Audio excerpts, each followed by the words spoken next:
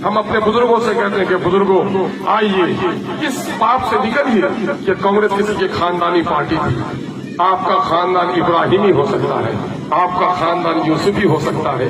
जिन लोगों ने मस्जिद तोड़ी है वो आपका खानदान नहीं हो सकता। जिन लोगों ने मुसलमानों के सीने पे गोली चलाई वो आपका खानदान नहीं हो सकता। नरेंद्र मोदी का साथ देने वालों सुन लो, तुम्हारे सर पे चाहे अमामा ही क्यों नहीं हो, अगर शरीयत के दुश्मनों का तुम साथ दे रहे हो तो कल क़यामत के मैदान में तुमको जवाब देना होगा। तक़वा की अलामत यह है कि जो शराब भी तोड़ता है अंगूर भी उसके बाद मत बेचो, लेकिन जो लोग तुम्हारी शरीयत को तोड़ रहा है अगर तुम उसका साथ दे रहे हो तो कल क़यामत का जवाब देना पड़ेगा। हम आपसे कहने के लिए आए हैं, एक एक वोट आप एमआईएम को देकर अपने नस्लों का तहफ़्फ़ुज़ कीजिए। मैं सीमांचल के तक़द्दुस की लड़ाई, सीमांचल के लोगों की जो हकमारी हुई उसके खिलाफ लड़ाई लड़ रहा हूँ। मैं हिंदू और मुसलमान सीमांचल में फंसने वाले तमाम तो लोगों के हुकूक की लड़ाई लड़ रहा हूँ।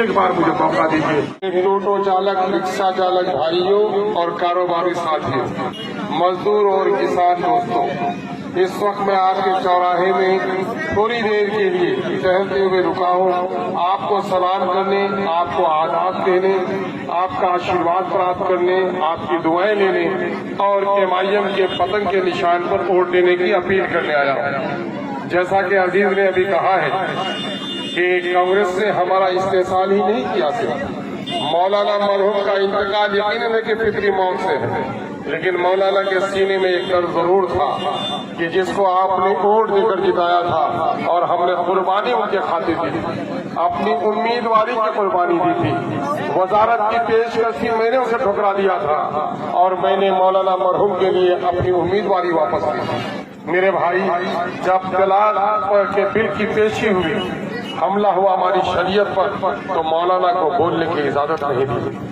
ऐ इलाके के लोगों, मौलाना मरहूम से अगर मोहब्बत है तो जिन्होंने हमारे मौलाना को पार्लियामेंट में बोलने नहीं दिया, उसके किसी कारिंदे के किसी वर्कर को अपनी पोस्टी में बोलने की इजाजत नहीं दो। अपनी ईमानी गैरत को बेदार करो। और हम आपसे कहने के लिए आए हैं कि अलीगढ़ की जमीन की लड़ाई सबने मिलकर लड़ी। 30 अक्टूबर 2011 को एग्रीमेंट हो गया। 2012, 13 और 14 के अप्रैल तक कांग्रेस की हुकूमत थी। इस कांग्रेस ने हमें वहां भी धक्का दिया।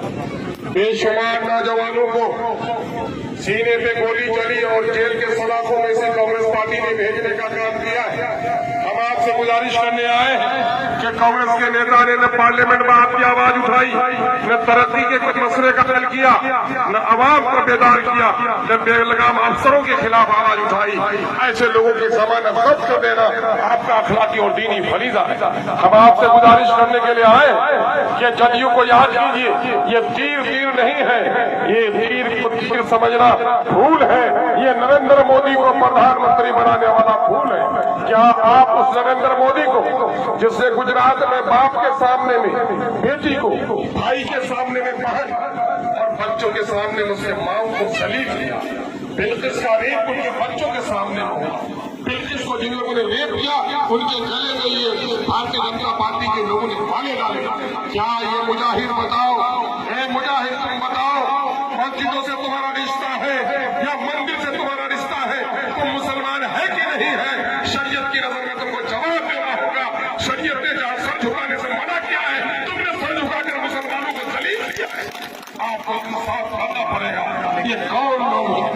एक शख्स इस वक्त हिंदुस्तान के पार्लियामेंट में सीना फाड़ कर बोलता है और कहता है कि कुत्तों के 1000 बरस की जिंदगी से शेर की एक दिन की जिंदगी बेहतर है। क्या ये अवैसी आपका लीडर नहीं? अख्तर ईमान को वोट दोगे तो अवैसी का बाजू मजबूत होगा जो तुम्हारे मिंबरों के राज की हिफाजत की। और अगर अपना ये वोट नादानी से किसी गैर को तुमने दिया तो तुम्हारी मस्जिदों का, तुम्हारी शरीयत का बड़ा नुकसान होगा। मैं दावे के साथ नहीं, उम्मीद के साथ कहता हूँ, जिसने मेरा साथ दिया उसने इस मुल्क में गंगा जमनी तहजीब को बनाने के लिए साथ दिया। जिसने एमआईएम का साथ दिया उसने मंदिर और मस्जिद की हिफाजत करने वालों का साथ दिया। जिसने एमआईएम का साथ दिया उसने बुर्का, टोपी, दाढ़ी की अजमत की पाकीज़गी को बचाने वालों का साथ दिया। आइए उठिए, बिहार में ही देखिए यादवों ने, बाजवानों ने, कोयली और कुर्मी ने अपनी जमात खड़ी कर ली, और आज लाल किला की फसील पे बैठने वाला मुसलमान न उसकी जमात है, उसकी कोई अमीर है। याद रखो, रिश्तेदारों के मरने से बच्चा यतीम नहीं होता, बाप जब मर जाता है बच्चा यतीम हो जाता है। जिस तरह बाप के मरने से बच्चा यतीम होता, कौम भी जिसका कोई लीडर न हो कौम यतीम हो जाती है। मेरे अजीजों, ये कान खोलकर सुन लो, दस्तो बाजू कट जाए आदमी जिंदा है, गर्दन कट जाए तो लाश है। जिस जिस्म में सर नहीं वो लाश है, जिस कौम का कोई सरदार नहीं वो भी लाश के मालिक है। आज यही वजह है कि जिस दिल्ली के तख्तो ताज के मालिक तुम थे, परिंदे परवाज करने से तुम्हारे महलों के सामने से घबराते थे, आज बेजमात होने के नतीजे में नमाज की हालत में लाश और जूते हमको मिल रहे हैं। गैरत को जगाओ, जालिमों के खिलाफ सब बस्ता हो जाओ और अपना एक एक वोट एमआईएम के नाम देकर अपनी जमात खड़ी करो। अख्तरुल ईमान ने वजारत की कुर्बानी की है, अख्तरुल ईमान ने मिंबरी की कुर्बानी की है, कांग्रेस वालों ने अब भी फसामत की है। कांग्रेस वालों के टुकड़े पर मुसलमान का दिल मचल नहीं सकता है। हम तो उठे हैं आपके नस्लों को हक दिलाने के लिए, आपकी जमात को खड़ी करने के लिए। एक बार मजबूती से मुझे साथ दीजिए, आपको मैं यकीन दिलाता हूँ। अरे क्या हुआ तुम्हारे इसको जी, आवाज क्यों नहीं फैल रही है जी? अगर तुमने मेरा साथ दिया, यकीन जानो हम तुम्हारी नस्लों का नौजवान हिस्सा दिलाएंगे। हम अपने बुजुर्गों से कहते हैं कि बुजुर्गों आइए, इस पाप से निकलिए कि कांग्रेस किसी की खानदानी पार्टी थी। आपका खानदान इब्राहिमी हो सकता है, आपका खानदान यूसुफी हो सकता है। जिन लोगों ने मस्जिद तोड़ी है वो आपका खानदान नहीं हो सकता। जिन लोगों ने मुसलमानों के सीने पे गोली चलाई वो आपका खानदान नहीं हो सकता। नरेंद्र मोदी का साथ देने वालों सुन लो, तुम्हारे सर पे चाहे अमामा ही क्यों नहीं हो, अगर शरीयत के दुश्मनों का तुम साथ दे रहे हो तो कल क़यामत के मैदान में तुमको जवाब देना होगा। तकवा की अलामत यह है कि जो शराब निचोड़ता है अंगूर भी उसके बाद मत बेचो, लेकिन जो लोग तुम्हारी शरीयत को तोड़ रहा है अगर तुम उसका साथ दे रहे हो तो कल क़यामत का जवाब देना पड़ेगा तुमको। हम आपसे कहने के लिए आए हैं, एक एक वोट आप एमआईएम को देकर अपने नस्लों का तहफ़्फ़ुज़ कीजिए। मैं सीमांचल के तक़द्दुस की लड़ाई, सीमांचल के लोगों की जो हकमारी हुई उसके खिलाफ लड़ाई लड़ रहा हूँ। मैं हिंदू और मुसलमान सीमांचल में फंसने वाले तमाम लोगों के हुकूक़ की लड़ाई लड़ रहा हूँ।